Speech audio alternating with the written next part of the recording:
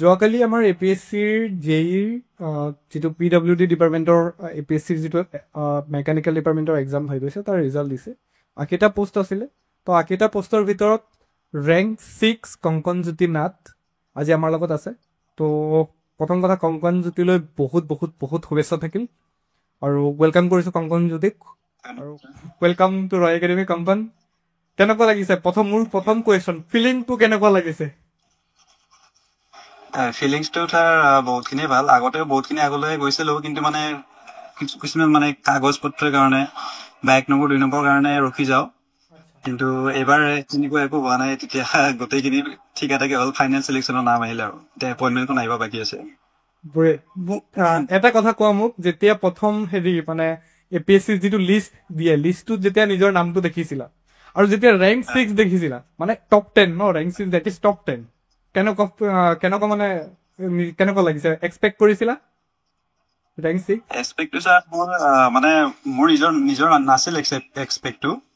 মোৰ যেতিয়া নম্বৰটো ক'লো লগৰবিলাকৰ যে এনেকুৱা নম্বৰ পাইছো, মানে টোটেল নম্বৰটো কৈছে হ'ব তোৰ টপতো থাকিব লাগে, টপ কৰিব লাগে। বোলো চাওঁচোন আৰু মোতকে বেছি ভাল থাকিব পাৰে। সিহঁতে ক'লে নাই তই টপতে থাকিবি বোলে। মই বোলো ঠিক আছে বাৰু, ৰিজাল্টৰ দিনা গম পাম বুলি ক'লো আৰু। তো ৰেংক 6ত দেখি ভাল লাগিছে। বহুতখিনি নিজকে মানে ইমানখিনি যে আগুৱাই আনিব পাৰিছো তাকে মানে ভাবি ভাল লাগিছে। অ'কে, বহুত ভাল লাগিল। আমাৰো মানে এনেকুৱা ৰিজাল্ট এটা পাৰ্ট হ'ব পাই মই নিজে বহুত ধন্য ফিল কৰিছোঁ। এটা জাষ্ট সৰু এটা পাৰ্ট হ'ব পাৰিছোঁ। আমাৰ ভিউৱাৰ্ছসকলক অলপ ক'বা নেকি, মানে প্ৰিপেৰেশ্যন ষ্ট্ৰেটেজিটো কেনেকুৱা আছিলে? কাৰণ অসমত কি হৈছে, যিটো টেকনিকেল লাইন, অলৰেডি আমাৰ মাজত তেনেকুৱাতো কোচিং নাই। ইভেন ময়ো টেকনিকেল লাইনত নপঢ়াওঁ, মই অকল GS-খিনিয়ে পঢ়াইছোঁ ক'ব গ'লে। ঠিক আছে, তো কমপ্লিট যদি টেকনিকেল লাইনৰ এই যিটো এক্সাম আছে তাৰ প্ৰিপেৰেশ্যন ষ্ট্ৰেটেজিটো কেনেকুৱা আছিলে আৰু মানে কেনেকে কি কৰিছিলা? প্ৰিপেৰেশ্যনটো কেনেকে কৰিছিলা? প্ৰিপেৰেশ্যনটো মোৰ মানে কি হয়, মোৰ মানে ক্লাছত পঢ়াখিনিতো আছিলে নোটছ পাতি, তাৰ লগত আৰু মই কিতাপ এখন কিনিছিলোঁ, মানে মেকানিকেল ইঞ্জিনিয়াৰিং 5000+ বুলি ক'লে, মানে টেকনিকেলখিনি বুজি পায়। আৰ এছ কুৰ্মীৰ হয়, মানে তেখেতৰ পৰা মানে বহুতখিনি কমন পৰে। আৰু প্লাছ মই টেক্সট বুক চাইছিলোঁ। Textbook by SSC JEE কাৰণে সিহঁতে প্ৰিপেৰেশ্যন কৰে, বা RRB JEE কাৰণে বহুতখিনি প্ৰিপেৰেশ্যন কৰাই দিয়ে। মই তেনেকৈ ইউটিউবত সিহঁতৰ ফ্ৰী ভিডিঅ' চাই মানে আৰু মক টেষ্টবিলাক তেনেকৈ দি কিনে মানে আইডিয়াটো লৈছিলোঁ, মানে কেনেকুৱা কুৱেশ্যন আহে। GS-খিনি বহুত ইম্পৰ্টেণ্ট হয়। মই টেকনিকেলত 75+ কৰি দিছোঁ, কিন্তু মানে GS-ত 30+ বা 35+ এনেকুৱা আহে, কিন্তু তাৰপিছত মানে চিলেকশ্যনটো ৰৈ যায়। তো GS-ৰ যদি 50+ মান আনি দিব পৰা যায়, চিলেকশ্যন ধুনীয়াকৈ আহি যায়। তো আপোনাৰ লগ পালেও ভাল সময়ত। GS-ত ছাৰ মই 65টা কুৱেশ্যন এটেম্প কৰিছোঁ। তাৰে 4টা কুৱেশ্যন ভুলিছে, তাৰ 2টা আকৌ মানে ডাইৰেক্ট এনচাৰকেইটাই মিষ্টেক আহিছিল। 60 পালো আৰু এইপিনে 70 পালো। 130 হৈ গৈ কিনে ৰেংক 6 আহিছে আৰু। অ'কে। চ' আমাৰ ভিউৱাৰ্ছসকলে নিশ্চয় গম পাইছে যে প্ৰিপেৰেশ্যনটো কেনেকৈ কৰিব লাগে। যেনেকৈ ক'লে, আমাৰ যিখিনি টেকনিকেল পাৰ্ট আছিলে সেইখিনি টেক্সট বুকৰ পৰা চালে, আৰু ময়ো অলৰেডি টেক্সট বুকৰ কথা বহুতক ৰেকমেণ্ড কৰিছোঁ। টেক্সট বুকত কিছুমান বস্তু বহুত ভাল পায়, যেনেকৈ মক টেষ্ট ল'বই লাগে। তাৰপাছত মোৰ নিজৰ মক টেষ্ট থকা সত্বেও মই টেক্সট বুকৰ মক টেষ্ট ৰেকমেণ্ড কৰোঁ। এনিৱে, তো আচ্ছা, এই যিটো প্ৰিপেৰেশ্যন জাৰ্ণি আছিলে, এই জাৰ্ণিটোত মানে আটাইতকৈ বিগেষ্ট চেলেঞ্জ কি আছিলে? ঠিক আছে, আৰু এই চেলেঞ্জটো কেনেকৈ অভাৰকাম কৰিছা? যিটো মানে গোটেই প্ৰিপেৰেশ্যন জাৰ্ণি টাইমটো লাগিছে চাগে, তো তাত কি প্ৰব্লেম ফেচ কৰিছা, মানে সেইখিনি অলপ ক'বা নেকি? প্ৰব্লেমটো মানে ক'ব গ'লে ঘৰৰ ওচৰৰ মানুহবিলাকে মানে কি হয়, মই মানে টেকনিকেল পঢ়ি আহিলোঁ যে, সিহঁতে ভাবি আছে যে ই কোম্পানী চোম্পানী সোমাব চাগে, পইচা পাতি কিনে আনিকে তোমাৰ মানে ঘৰত দিব। তেনেকুৱা ভাবি কিনে কয় যে তই কি কৰি আছা ঘৰত, নে কেনেকৈ কি কৰি আছা, কোম্পানী চোম্পানী যা, আগৰ যে এক্সাম দি থাক তেনেকুৱা। কিন্তু মানে মই বুজি পালোঁ, মই 21 পাছ আউট কৰিলোঁ। কৰি 2022টো মই ISL-ত এপ্ৰেণ্টিছ কৰিলোঁ। কৰি মানে তেতিয়া ADRD 1 আহিছিল। তেতিয়া মানে মই পঢ়ি এক্সাম দিলোঁ, কিন্তু ইমান এটা ভাল নহ'ল। মানে বুজি পালোঁ যে মোৰ মানে ক্লিয়াৰ কৰিব পাৰিম অলপ যদি নিজকে টাইম দিওঁ। তেনেকুৱা ভাবি এই ঘৰত থাকি পঢ়িলোঁ। তাৰপিছত তেনেকুৱাই মানুহবিলাকে আহিছে, কয় যে তই ঘৰত কি কৰি আছা, বেলেগ পৰীক্ষা পাতি নিদিয় কিয়, মানে ইমান পৰীক্ষা দি আছে ভাল হোৱা নাই, এনেকুৱা আৰু কিনো ক'ম। চুপ চাবাচোন, নিজৰ মনতে বিশ্বাস আছিল যে এদিন হ'ব বুলি। তো আজি দিনটো আহি পৰিলে আৰু এনেকুৱা। আচ্ছা, মোৰ নেক্সট কুৱেশ্যনটো হৈছে লাইক এই পঢ়াৰ যিটো মানে ষ্ট্ৰাগল যিটো চলে, মই নিজেও এইটো ফেচ কৰিছোঁ, বা মই সকলোকে কওঁ যে লাইক মই যেতিয়া এছ'চিয়েট প্ৰিপেৰেশ্যন কৰিছিলোঁ 3 বছৰমান লাগি গৈছিলে, 3-4 বছৰ। তো প্ৰায় সকলো ষ্টুডেণ্টে এই সময় এটা ফেচ কৰে, 2-3 বছৰ টাইম এটা ফেচ কৰে। তো ইয়াত তেওঁলোকে মানে এই যিখিনি প্ৰব্লেমটো এইটো কেনেকৈ অভাৰকাম কৰিব পাৰে মানে এই চিটুৱেশ্যনটো? ছাৰ প্ৰথমটো মোৰ মনৰ মানে জোৰটো লাগিব ছাৰ, মনৰ জোৰ নহ'লে একো নাই, মইতো লাগিবই বা কৰিমেই তেনেকুৱা এটা মনত ভাৱ ল'ব লাগিব। আৰু নেক্সটটো ছাৰ ডিচিপ্লিন আৰু মানে যিটো ডিচিপ্লিন আৰু কনচিষ্টেঞ্চিটো মানিব লাগিব। ছাৰ মই ডেইলি ৰুটিন ফ'ল' কৰিছিলোঁ, পুৱা 4:30 বা 5 উঠি কিনে মই দৌৰিব যাওঁ অলপ, দেহাটো ভাল লাগি থাকে, কিন্তু দিনটো মানে টেবুলৰ পৰা উঠাই নাযায়, মানে ভাতকেইটা খাবলৈ যাওঁ, গাটো ধুবলৈ যাওঁ, তেনেকুৱা মানে। তাৰ কাৰণে মোক শাৰীৰিক ব্যায়ামটো লাগে। তো তেনেকুৱা মই পুৱা 2 ঘণ্টামান গুচি যাওঁ মৰ্ণিং ৱাক বা ৰানিঙৰ কাৰণে হওক, তাৰপিছত আহি কিনে যাওঁ। তো তেনেকুৱা কনচিষ্টেঞ্চি থাকিলে আৰু যদি মনৰ বিশ্বাস থাকে ছাৰ, সেইটো এনে হ'লে বহি থাকিব ছাৰ পঢ়া টেবুলত। তো বহুতে এনেকুৱা দেখা যায় 1 বছৰ মানে কিবা এটা নটিফিকেশ্যন আহিলে, তাৰপিছত 6 মাহমান পঢ়িলে, পিছত ৰিজাল্ট বেয়া হ'ল, বাদ দিয়ে। ছাৰ মোৰ লগৰ আছে তেনেকুৱা কিছুমান, দেখা দেখি পঢ়ি থাকে, নহ'লে লাষ্টত গুচি যায়। মানে নটিফিকেশ্যনে ৰৈ থাকিব নালাগে আৰু চিম্পলি সিহঁতৰ পঢ়াটো কণ্টিনিউ কৰি থাকিব। আৰু আচ্ছা, আমি ৰেপিড ফায়াৰ কিছুমান কুৱেশ্যন মই সুধিম, যেনেকে লাইক ফেভাৰিট ছাবজেক্ট কি? ব্ৰাঞ্চৰ নে আপুনি? Any subject, anything, favourite subject কি? এনিথিং। আচ্ছা, ব্ৰাঞ্চৰ বুলি মোৰ ছাৰ IC ইঞ্জিন, সেই কাৰণে ইউজ হয় IC ইঞ্জিন, এইটো internal কম্বাচন engine.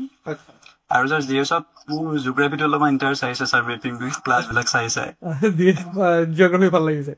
Okay. Second question, morning study নে গোটেই লেট নাইট ষ্টাডি, মানে ৰাতি দেৰিলৈকে পঢ়া নে ৰাতিপুৱা সোনকালে উঠি পঢ়া?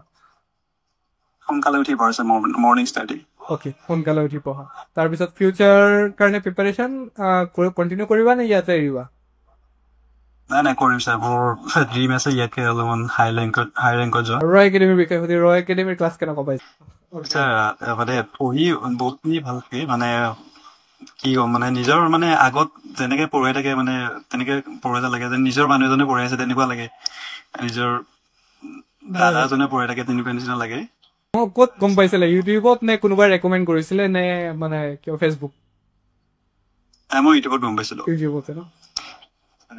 মানে সেইটোৱে মোৰ পাৰ্চেণ্টেজৰ অলপমান খেলি মেলি আছিলে, তাৰপিছত মানে মই খেলি মেলি থাকিলে ইউটিউব চাই দিওঁ আৰু বেলেগ একো নকৰোঁ।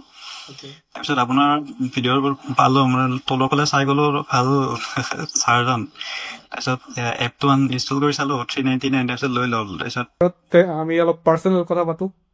তো ফেমিলি ৰিয়েকশ্যন, মা দেউতা হেপী? হেপী আজি বহুত হেপী। আগতেও দেখা পাইছিলোঁ এনেকুৱা মুখখন, কিন্তু ক'ব নহয় ক'ৰবাত যেন কিবা এটা থাকি যায়, কিন্তু আজি মানে খোলা মুখেৰে হাঁহিছে আৰু দেখা পাইছোঁ এইটো। অ'কে। চ' এয়া আছিলে আমাৰ কংকন জ্যোতি মেথ। তো বহুত ধন্যবাদ থাকিল আমাৰ লগত জইন হোৱাৰ বাবে, আৰু বহুত কংগ্ৰেচুলেশ্যন। তেওঁৰ ফিউচাৰ আমি বিচাৰিছোঁ যে ফিউচাৰত বহুত উন্নতি হওক আৰু ডিপাৰ্টমেণ্টত গৈ বহুত ভালকৈ কাম। তো সেয়াই আছিলে, মই সদায় কওঁ যে আমাৰ এজন ভাল চিটিজেন দৰকাৰ। ঠিক আছে, চাকৰি পোৱাটো ডাঙৰ, চাকৰি আমি পাই থাকিম, কিন্তু চাকৰিটো যদি আমি ভালকে তাৰ লগত যদি আমি জাষ্টিচ কৰিব নোৱাৰোঁ চাকৰিটো, ঠিক আছে, তেতিয়াহ'লে আমি নিজৰ লগতে মানে অলপ কিবা এনেকুৱা ফিল হয় যে আমি নিজৰ লগতে কিবা ধোকা টাইপ কৰিছোঁ আৰু নিজকে ঠগা যেন লাগে। তো চৰকাৰে আমাক কিবা এটা দিছে, এটলিষ্ট আমি চৰকাৰ বা ৰাইজক কিবা এটা ভাল বস্তু দিব লাগে। চ' আমি মানে সদায় এইটো ভাৱত কাম কৰিব লাগে, যাতে আমি কেতিয়াও এইবোৰ নেগেটিভ আমি যাতে কামবোৰৰ পৰা দূৰত থাকিব পাৰোঁ, ৰাইট? তো মই তাৰে আশা কৰিম ফিউচাৰত এজন ভাল নাগৰিক হোৱা, ৰাইট? আৰু তাকে I wish you the very bright career from Roy academy team. Thank you. Okay, আপোনাক কৰিব ইচ্ছা আছিল ছাৰ, নিশ্চয় লগ কৰিম এদিন। বঙাইগাঁও আহিলে নিশ্চয় মোক লগ কৰিবা, বা মই চিপাঝাৰ গ'লে কেতিয়াবা ফোন কৰিম। কিবা এটা ক'ব কৈছিলে থাৰ্ড গ্ৰেডত মানে 1 নম্বৰ কাৰণে নাহিল, বাকী 4th গ্ৰেডত হৈছে বাৰু। 4th গ্ৰেডতো হৈছে? হৈছে হয়। অ'কে তো মই সদায় কৈয়ে থাকো চাগে ক্লাছত যে যদি কিবা এটা নহয় তেতিয়াহ'লে আমি এনেকুৱা আশা কৰিব লাগে যে ফিউচাৰত আৰু আমাৰ লগত কিবা এটা ভাল হ'ব গৈ আছে। তো মই সদায় কৈ থাকো যে কিবা এটা আপোনাৰ যদি ফেইল হৈছে এইটো আৰু মানে এইটো তোমাৰ কাৰণে কোৱা নাই, মই সকলোৰে কাৰণে কৈ আছো। যদি আপুনি কেতিয়াবা ফিল কৰে যে এইবাৰ পৰীক্ষাত ফেইল কৰিলো তো নেক্সট কি হ'ব, that means you have a better chance to get the better option, right?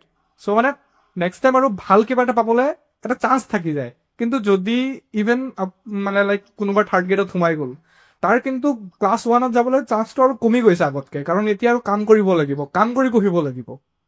ঠিক আছে, চ' কেতিয়াও ডিমটিভেট হ'ব নালাগে, সদায় পজিটিভ ভাইব লৈ পঢ়ি থাকিবই লাগে। ঠিক আছে, আৰু আমাৰ অসমত ইমানো এতিয়ালৈকে কম্পিটিশ্যন অহা নাই, মানে আমাৰ অসমত মই যিমানটো ভাবো ভালকে পঢ়িলে কিবা নহয় কিবা এটা হৈয়ে যায়। হৈ যায় হা, মই নিজে গম পাইছো এতিয়া।